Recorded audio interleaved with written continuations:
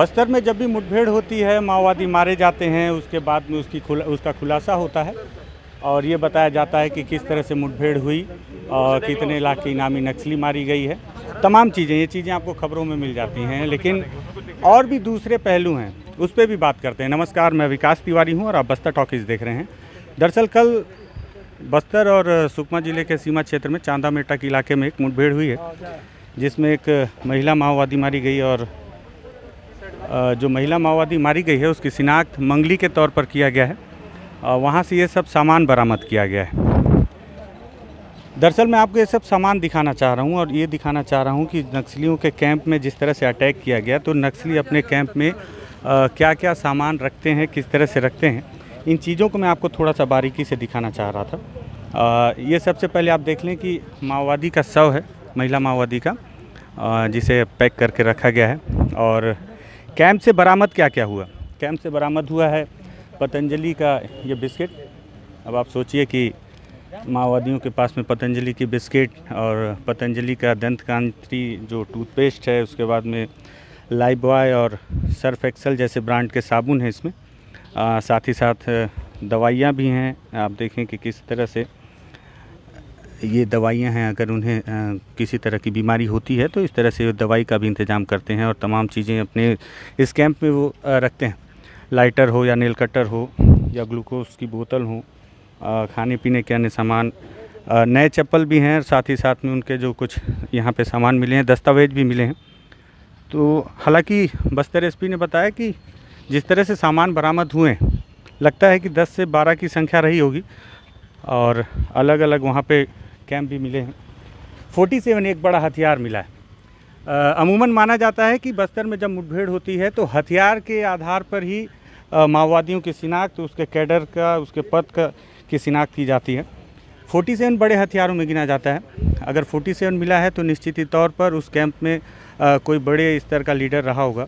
हालांकि जो मंगली है, जो मारी गई महिला माओवादी, ये कितने लाख की इनामी है, क्या है इसका कैडर, इस पर अभी खुलासा नहीं किया है। देसी हथियार देखिए आप किस तरह से माओवादी बनाते हैं, ये सब भी वहाँ से बरामद किया गया है।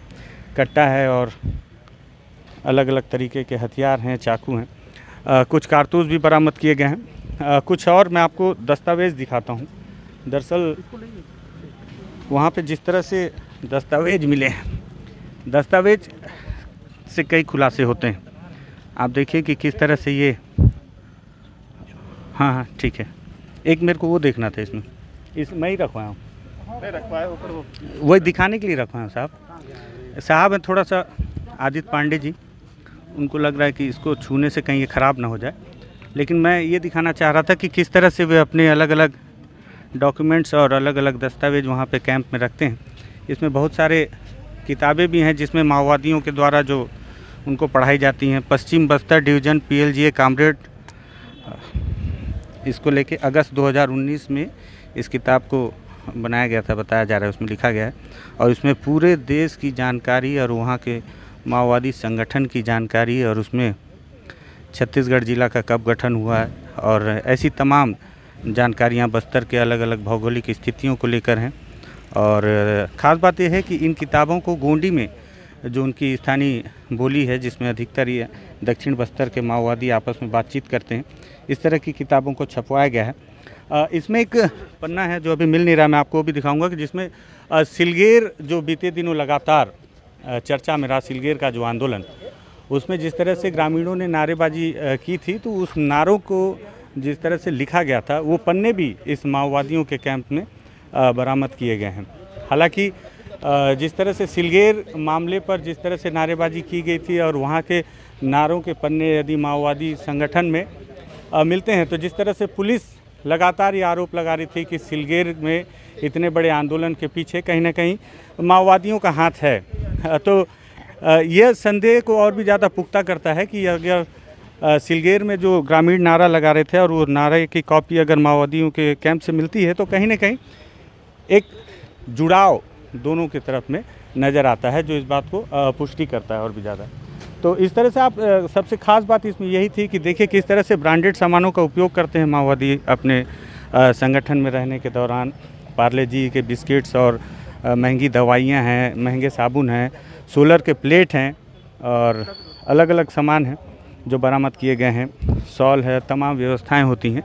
मतलब बीच घने जंगलों में वो अपने व्यवस्था, अपने ज़रूरत की सारे सामानों को इकट्ठा करके रखते हैं और ताकि उन्हें किसी तरह की समस्या का सामना ना करना पड़े। कल ये मुठभेड़ हुई थी, आज पूरे सामान को लाकर यहाँ जगदलपुर में रखा गया है और अब कुछ ही देर में पुलिस के जो अधिकारी हैं वे इस बात की जानकारी देंगे कि किस तरह से मुठभेड़ हुई थी। हम उन जवानों से भी बातचीत करने की कोशिश करेंगे जिन्होंने इस मुठभेड़ में अपनी महती भूमिका भी निभाई है। इसी तरह से अलग अलग मुद्दों पे बात करेंगे, अलग अलग चीज़ें, अलग अलग तस्वीरें आपको दिखाएंगे। पसंद आए आपको तो बस्तर टॉकीज़ को सब्सक्राइब कर सकते हैं।